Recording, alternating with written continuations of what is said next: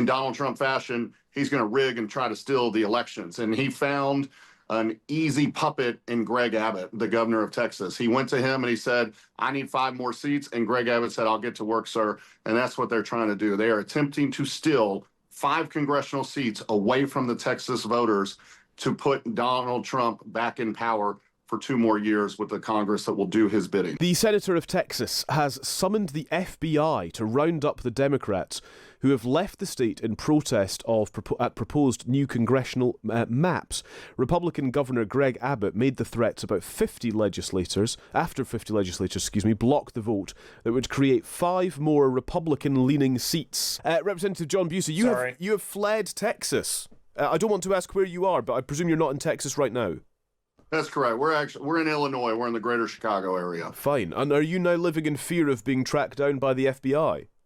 Look, it's a scary, dark time in America when we have elected officials like Governor Abbott and Senator John Cornyn calling for our arrests to be dragged back to the Capitol. That's not something that America does. We don't lock up our political opponents, but this is what they're attempting to do at the behest of Donald Trump. It's disgusting. It's scary. It needs to stop.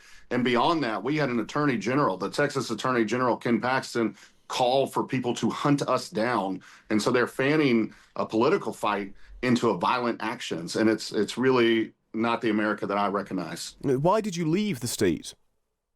Look, what Donald Trump and Greg Abbott, Donald Trump, as you know, is one of the most unpopular presidents in a long, long time, in many decades. He knows that he's about to be held accountable at the ballot box in the upcoming midterm elections.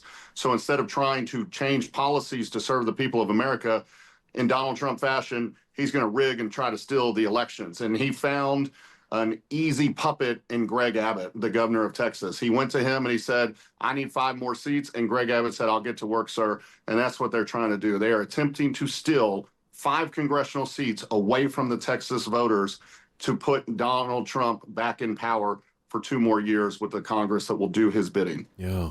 Is your escape to Illinois self-preservation, or is it representing your constituents? We're fighting for our constituents. This is what my constituents want me to do. They believe in an America as good as its promise, and that means every voice having representation. Donald Trump is trying to take that away, and so they have asked me to use every tool in the toolbox that I have to fight for them. As a Texas legislator, we have a constitutional right in our state to break quorum, and that's what we're doing. We're using the power that we have as elected officials to stop gerrymandering that will steal these seats away. Yeah. I'm trying to work out what the resolution to this is, John. What actually can be the outcome? Because it feels like stalemate, albeit with the FBI now on your tail. Well, in Texas special sessions, which is what we're in right now, not in our normal time to meet, only the governor has the power to call those. And he called this one, he said, for flood victims. We had devastating floods in the Texas Hill Country not too long ago. We had 137 Texans lose their lives. That's what we were supposed to be working on. Instead, Greg Abbott is using those people's memory to try to do Donald Trump's bidding to steal the midterm elections. We are killing this special session. It is over in 13 days. Then Greg Abbott will have an opportunity to remember that he serves the people of Texas and not crooked Donald Trump. And hopefully he will use that opportunity that if he calls us back to stay focused on the people of Texas, that can end this, and that's what he needs to do. Are you going to stay in Illinois for 13 days? We're going to continue to break quorum and stay out of the state of Texas for the next 13 days. Gosh, so you could be on something of an all-American tour. Are you going to try to outrun the FBI? Look, I think what you're seeing from John Cornyn, our senator, who's about to lose a primary, and from Greg Abbott and Ken Paxton, you're seeing weak men try to look tough and play tough like they're being actors because they know they're weak. If they were strong men, they would stand up to Donald Trump and they would tell him that they're going to work for the people of Texas, not for him. Yeah. They don't have that kind of courage. I think this is a charade. It's bluster, and they're doing it to try to intimidate people to come back. Help me out. If the FBI knock on your door, do you go willingly with them back to Texas, or do you resist that? Look, we will follow the law. If they have a warrant for our arrest, then we will comply and fight this through the courts. But if they don't, no, we're going to continue to do what we have the authority to do, and that's serve our constituents, and that's what we're doing right now. Representative John Bucy, it's a pleasure to speak to you. Thank you very much. Hey, thanks for having me. Thank you. He is one of the Democrats who is, well, taking refuge really in Illinois. Let's now speak to John McCormick, national political reporter for the Wall Street Journal. Hello, John McCormick. Hello. Hi, good to speak to you. So we've heard from John Bucy there, determined to sit this thing out, really, as long as they're not in the state of Texas. Talk to us about what the gerrymandering actually constitutes. Have they got a point, these Democrats? Yeah, well, first off, I'm a little confused about the FBI's involvement because there's not a lot of question about where these lawmakers are. So I think that it'll be a very brief search. I mean, they're held up in a suburban Chicago hotel, not too many miles from me, and so I think it'll be a pretty quick search. But you covered the potential legal activity that's almost certain to be involved with this case. In terms of the gerrymandering, I mean, this is becoming a sort of a civil war between the two political parties and a tit for tat. The Republicans are obviously probably going to be successful squeezing out some additional red congressional districts in the state of Texas. But California will probably try to counter that, and there'll be some other blue states that may try to counter that. And sounds like there's some other Republican-leaning states that are also going to join the Texas bandwagon here.